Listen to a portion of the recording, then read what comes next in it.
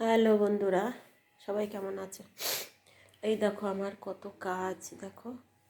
এই যে এগুলো আমাকে এখন সব গোছাতে হবে। সকালে কোনো রকম রান্না করলাম, ডিম ভাত করলাম, আর হাজব্যান্ডকে রুটি করে দিলাম।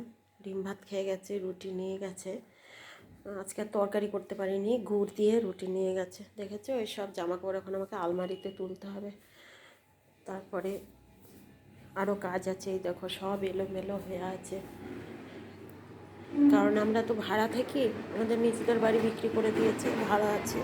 একটা বাড়ির থেকে আরেকটা বাড়িতে আসলে যা হয় দেখো। এটা হচ্ছে আমার কিচেন, এখানকার কিচেন আর কি। সব এলোমেলো হয়ে আছে, কিচ্ছু সেরকম গোছানো হয়নি। কোনো রকমে একটু গুছিয়ে পরশু দিন এসেছি, রাত 9:30টার সময় স্নান করেছি।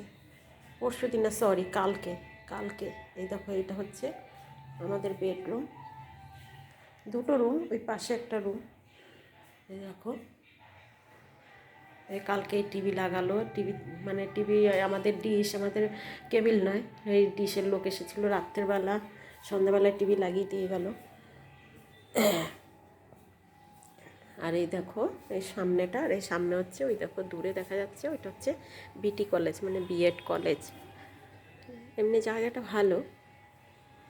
দেখেছো, আমার এখন অনেক কাজ করতে হবে। ঠিক আছে বন্ধুরা, কাজ করে নিই, আবার বিকেলবেলায় ভিডিও দেবো।